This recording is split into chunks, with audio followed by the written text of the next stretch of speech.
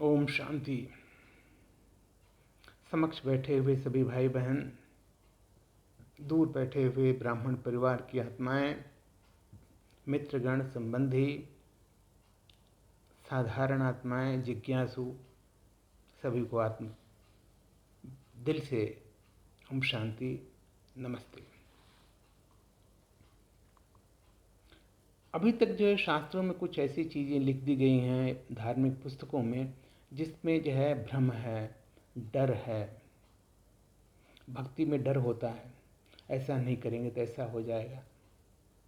क्यों? भक्ति में भक्त और भगवान का रिश्ता है।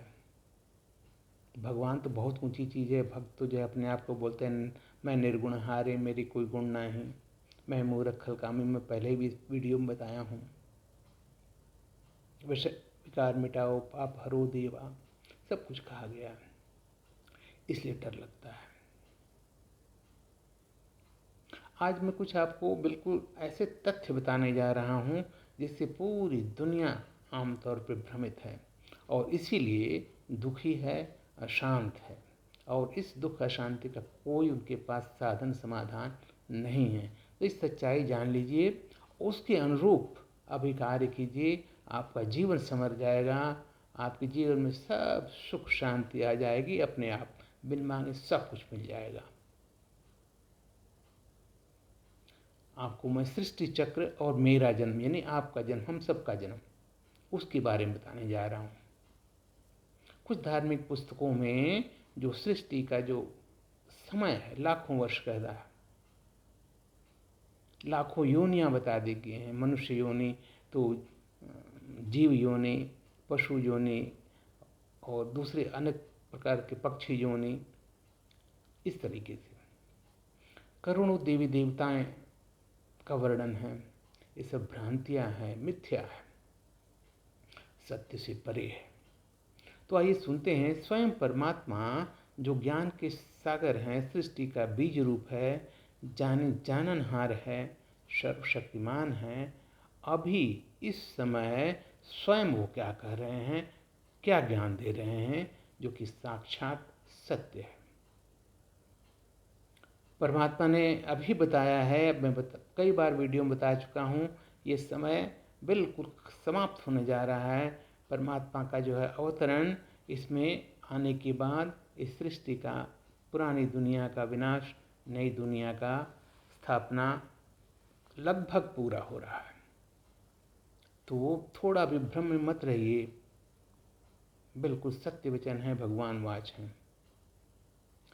परमात्मा ने स्वयं बताया है सृष्टि का जो यह पूरा समय है, 4 युग, हर एक युग 1250 साल, यानी 1250 साल का एक युग, 4 युग मिलाकर के 5000 वर्ष। 5000 वर्ष के बाद इस सृष्टि का विनाश होता है और फिर नई दुनिया स्थापित होती है। यह सृष्टि का अपरिवर्तित नियम है, हमेशा ऐसा होता रहेगा। मनुष्य मैक्सिमम 84 जन्म लेंगे। 8 जन्म सतयुग में, 12 जन्म त्रेता में, 21 जन्म द्वापर में और 42 जन्म कलयुग में। और जैसा एक वीडियो में बताया था, अभी इस पुरुषोत्तम संगम युग चल रहा है, तो एक जन्म पुरुषोत्तम संगम युग पर, सर्वश्रेष्ठ युग, कल्याणकारी युग, क्योंकि उस समय स्वयं परमात्मा हम बच्चों के पास होता है। अगर हम पहचान गए तो मिल लिया, जान गए तो मिल लिया, उसको मान गए तो मिल लिया, नहीं तो जैसे थे। मनुष्य योनियां बदलती नहीं, कोई भी योनि बदलेगी नहीं, बिल्कुल परमात्मा वचन है ये। भ्रम में मत रहना, समाज में बहुत भ्रम है। एक बार जो जिस योनि में जिसने जन्म पा लिया, उसका वापस जन्म उसी में होगा। जैसे बताया, मनुष्य योनि की मैक्सिमम 84 जन्म, जो जिस जन्म में है। जीव जंतु की योनि अलग है, पशु पक्षी की योनि अलग है। जो जिस जन्म ले लिया, उसका दोबारा उसी जन्म, उसी योनि में जन्म होगा। सृष्टि का आदिकाल सतयुग, जिसको स्वर्ग कहते हैं, उसमें श्री कृष्ण और राधे प्रिंस प्रिंसेस थे। छोटा उनका स्वयंवर हुआ, लक्ष्मी नारायण बने। तो वही उस सतयुग के जो है महाराजा, एक राज्य, एक धर्म, एक महाराजा, सर्व सुख शांति पवित्रता खुशहाली सबके लिए। सतयुग को सूर्यवंशी कहा गया है, 16 कला संपन्न। उसके बाद फिर द्वापर, सतयुग त्रेता के बाद फिर वासव। सतयुग जो है मैं बोला 16 कला, और द्वापर त्रेता 16 कला। सतयुग में लक्ष्मी नारायण का राज, और त्रेता में सीताराम का राज्य। फिर आता है, इसमें जो है कोई विकार नहीं, कोई अपवित्रता नहीं, सर्व सुख साधन, सर्व कुछ सबके लिए पूरी खुशी, पूरी जो है तृप्ति, कुछ मांगने की जरूरत नहीं, सब कुछ पर्याप्त। छोटा सा योग, मैक्सिमम 9 लाख की आबादी पूरी दुनिया में, सिर्फ भारत खंड उसी को विश्व बोला गया है। उसके बाद द्वापर से ये विस्तार हुआ है।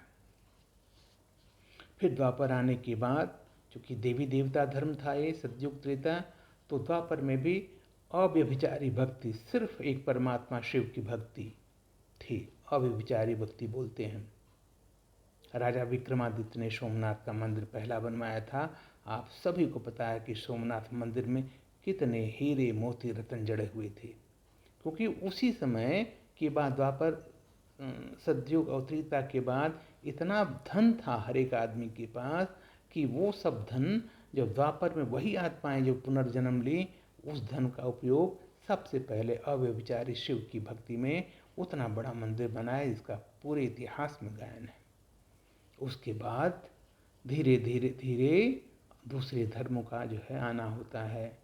वही परमात्मा शिव संदेश वाहक के रूप में अनेक धर्मों की आत्माओं को नेहा पर भेजते हैं धर्म स्थापन के लिए, क्योंकि ये सृष्टि का चक्र है। इस्लाम धर्म, बौद्ध धर्म, फिर क्रिश्चियन की बाइबल में क्राइस्ट बिल्कुल स्पष्ट लिखा हुआ है कि क्राइस्ट के 3000 वर्ष पहले स्वर्ग था, पैराडाइज यानी सतयुग था। तो 3000 वो, और अभी 2023 चल रहा था, 3-2 लगभग 5000 वर्ष। बाबा का कथन बिल्कुल सत्य साबित होता है कि यह सृष्टि चक्र का काल पूरी 5000 वर्ष का है, और चारों युग 1250 वर्ष के हैं। बिल्कुल सत्य वचन है। अब संगम युग को देखते हैं। सर्वश्रेष्ठ युग बताया संगम युग, जो कलयुग के अंत और सतयुग के आदि में आता है। सबसे बड़ा योग, क्योंकि परमात्मा पधारता है, क्या करता है, धरती पर अवतरित होकर सभी आत्माओं को ज्ञान देता है, पढ़ाता है, पढ़ाता है, बच्चों की तरह पावन बनाता है, दैवी गुण धारण करने के लिए श्रीमत देता है, परमात्मा का मत। आजकल तो लोग अपने मत बना लेते हैं, पर मत बना लेते हैं, स्वयं को भगवान कह देते हैं। यह ईश्वर की ग्लानि है। फिर विकारों को छुड़ाता है। विकार ऐसे नहीं छुड़ेंगे जो 63 जन्म में लोग बताया था, सतयुग त्रेता द्वापर कलयुग के ये जो जन्म हैं, सतयुग त्रेता को छोड़ दीजिए, वहाँ तो विकार था नहीं। उसके बाद जो 63 जन्म है, वो जो विकारों का जो हमारा जड़ है, उस विकारों को, जड़ को खत्म करता है ईश्वर अपनी शक्ति से। आपको देगा, इतनी शक्ति देगा कि आप स्वयं छोड़ देंगे। हमें हमारी पहचान कराता कि हम कौन हैं, यानी हम आत्मा, चैतन्य आत्मा, इस शरीर का मालिक प्राण। जो प्राण निकल गया, आत्मा निकल गई, ये शरीर जड़ बन जाता उसी क्षण। शरीर की कोई वस्तु जो है मूल्य ही नहीं है। यही आत्मा अपने पार्ट के मुताबिक अलग अलग शरीर धारण करके अपना पार्ट प्ले करती है। तो मेरा पहचान है कि मैं एक आत्मा हूँ, बिल्कुल चैतन्य आत्मा, जिसमें पूरे जन्मों के पार्ट भरे हुए हैं। मैं ही इस शरीर के मुख से बोलती, कान से सुनती, आँख से देखती। शरीर मेरे कर्मचारी हैं, मैं इसका महाराजा। और फिर मेरा, मैं आत्मा, तो जितनी भी आत्माएं हैं किसी धर्म की हों, सबका बाप परमात्मा, परमपिता, परमेश्वर, शिव। कहा ही गया है परमात्मा, परमात्मा। तो फिर पहचान कराने के बाद अपनी परिचय देता है, सब कुछ अनुभव कराता है और सर्व प्राप्तियां देता है। लेकिन जैसा मैंने पहले बताया, अगर उतनी बड़ी मंजिल है परमात्मा को पाना, जो भक्ति मार्ग में तरह तरह के कष्ट उठाने के बाद पहाड़ों पे चले, नदियों में स्नान किए, व्रत उपवास किए, कभी बर्फ में चले, कभी यज्ञ किए, इतना करने के बाद भी जिसको ईश्वर नहीं मिलता, भक्ति के फलस्वरूप जब ज्ञान मिल जाता है, एक पल में परमात्मा मिल जाता है। ये परमात्मा वचन है, उसका दिया हुआ ये वचन है, गारंटेड। लेकिन अगर हमें उतना बड़े भाग्य बनाना है तो हमें अपने आप को कुछ हद तक, काफ़ी हद तक उसके अनुरूप बनाना पड़ेगा। उसकी शिक्षाओं को धारण कर उसके अनुरूप कर्म करने पड़ेंगे, श्रीमत पर चलना होगा। अपना सब कुछ अर्पण करके, पूरी रूप से समर्पित होकर, तन मन धन, मनसा वाचा कर्मणा, सब कुछ उस पर छोड़ करके, दे करके, ट्रस्टी हो करके सिर्फ जीना है और अपने धन का, साधनों का उपयोग करना है। जो भी उपयोग करना है परमात्मा प्राप्ति के लिए, परमात्मा श्रीमत के लिए, जैसे मीरा ने किया था। जब सब कुछ छोड़ करके परमात्मा को दे दिया, परमात्मा को ही देखती, परमात्मा से सब सरबंध। चाहे फिर आप प्रहलाद को देख लो, और सबसे ज्वलंत उदाहरण द्रौपदी को देख लीजिए।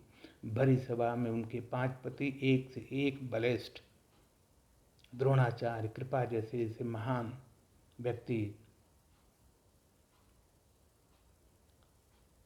और कौन था मालूम है आपको? भीष्म पितामह। इतने बलवान, इतने जय समर, कुछ नहीं कर पाए। जब तक द्रौपदी उन लोगों की तरफ देखती रही, कुछ नहीं हुआ। एक बार जब उसका भ्रम टूटा, अपने आप को पूर्ण रूप से परमात्मा को समर्पित कर दिया, हे प्रभु अब मेरी लाज तुम्हारे हाथ है, मैं तुम्हारी शरण में हूँ, तुम्हें जो करना है करो। परमात्मा उसी क्षण अपीयर हो जाता है। आपको सफल बनाने के लिए, आपको सब परिस्थितियों से दूर करने के लिए ये सत्य वचन है। इसको आज मान लीजिए, आप भी वैसे बन जाएंगे। क्योंकि अभी ये बिल्कुल समय समाप्त होने वाला है। ये समय हमने जो जीवन जिया है पूर्व कर्मों के आधार पर किया है। अभी बाबा ने इस चीज़ की भी गारंटी दिया है, क्या? अगर मेरा बच्चा बन गया, पुरुषार्थ कम भी किया, कोई बात नहीं, उसे स्वर्ग में ज़रूर जगह मिलेगी। चाहे वो प्रजा में आए, लेकिन आएगा ज़रूर। तो बिल्कुल हम चाहेंगे कि हमारे साथ आप भी स्वर्ग में आए, नई दुनिया में। हम पहचानेंगे तो नहीं, लेकिन ज़रूर उस दुनिया में, परम पवित्र दुनिया में, सुख शांति से भरपूर दुनिया में स्वागत है आपका। ओम शांति, ओम शांति।